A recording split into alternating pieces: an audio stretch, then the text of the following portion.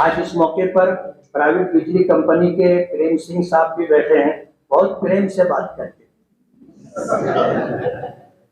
और मैं उसका पस मंजर बताना चाहूंगा कि जब इनके साथ मीटिंग होती है इतनी प्यार और मोहब्बत से बात करते हैं और इस बात का वादा करते हैं कि बस ये काम मैं कर दूंगा। आप इस जुमले का पस मंजर बैकग्राउंड समझ सकते हैं कि ये काम मैं कर दूंगा, इसका मतलब ये है कि दूसरे काम मैं नहीं करूंगा। लेकिन जिस काम के बारे में वो कहते हैं कि ये काम मैं कर दूंगा, वो काम भी वो नहीं करते। आज सीनियर एसपी साहब हैं, एडिशनल एसपी साहब हैं, एडिशनल कलेक्टर मैडम है।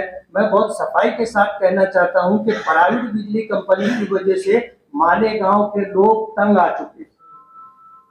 अनडिक्लेयर लोड शेडिंग रोजाना इनकी तरफ से होती है। महावितरण कंपनी की तरफ से लोड शेडिंग का कोई प्रोग्राम इनको दिया नहीं गया, लेकिन पूरे शहर के अंदर मुख्तलिफ इलाकों में कई कई घंटों की लोड शेडिंग ये करते हैं। जाहिर बात है, ये रोजाना की बात है। अब्दुल्ला कुरैशी साहब ने यही इसी बात की निशानदेही की कि अनडिक्लेयर लोड शेडिंग ये करते हैं और इनसे रिलेटेड, इनके ऑफिसरान से रिलेटेड जितने काम है, कोई काम वक्त पर करके देता नहीं है। 10-10 चक्कर इनके ऑफिस के लगाए जाते हैं, उसके बाद भी काम नहीं होता है। कई कई महीनों से काम पेंडिंग है, वो काम ये करके देते नहीं है। और आज ये बात मैं इसलिए कहने पर मजबूर हो गया कि जो लोग इस लाइन की जानकारी और मालूमात रखते हैं, अगर वो जा करके इनसे मुलाकात करके अपनी बात करते हैं तो वो उनका आना जाना इनको गिरा गुजरता है, इनको तकलीफ होती है। ऐसे लोगों को ये लीगल नोटिस जारी कर रहे हैं। मैं एडिशनल एसपी साहब से कहना चाहूंगा, अगर शहर का लॉ एंड ऑर्डर त्योहार के बाद बिगड़ेगा तो इसी मसले पर बिगड़ेगा। कहते हैं ना, तंग आमद बजंग आमद। जब आदमी बिल्कुल परेशान हो जाता है और तंग आ जाता है तो फिर वो रोड पर उतरने पर मजबूर हो जाता है। एमपीएसएल के प्रेम सिंह साहब बैठे, मैं बहुत प्रेम के साथ कह रहा हूं कि आप अपनी जिम्मेदारी महसूस कीजिए। आपको यहाँ 15-20 साल रहना है तो आप झगड़े के साथ मत रहिए, आप लोगों का काम करें। लोगों की जो आप बिजली बेचने के लिए आए हैं, लोग बिजली आपके कंज्यूमर हैं, बिजली इस्तेमाल करते हैं, आपको उसका बिल अदा करते हैं।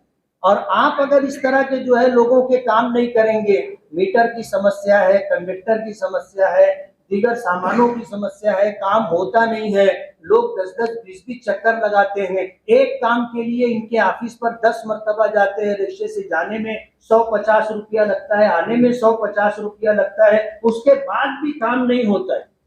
आज सीनियर एसपी साहब बैठे हुए, मैं बहुत सफाई के साथ कहना चाहता हूं, मालेगांव के लोग एमपीएसएल से तंग आ चुके हैं और जो लोग इनसे बराबर से बात करते हैं और इनकी एग्रीमेंट में जो टर्म कंडीशन है इनको याद दिलाई जाती है, बताई जाती है, तो ये उनको लीगल नोटिस दे रहे हैं।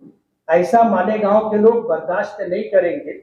अगर आप लोगों को टारगेट करके इस तरह की हरकत कर रहे हैं तो ये आप झगड़े की शुरुआत कर रहे हैं। जाहिर बात है, आपने लीगल नोटिस दी है, वो जवाब देंगे। आपने झगड़े की शुरुआत की है, सामने से कुछ ना कुछ का रिएक्शन होगा। मालेगांव के लोग, चाहे घरगुती के लोग हो, कमर्शियल हो या इंडस्ट्रियल, जितने लोग कंज्यूमर हैं, सभी को शिकायत है। और मैं पूरे शहर के लोगों की तर्जुमानी करते हुए आज इस मौके पर यह बात कह रहा हूं कि त्योहार के बाद जो सूरत हाल एमपीएसएल की है, अगर यही रहेगी तो शहर के अंदर लॉ एंड ऑर्डर का मसला पैदा होगा और उसके जिम्मेदार ये एमपीएसएल के जिम्मेदार हैं।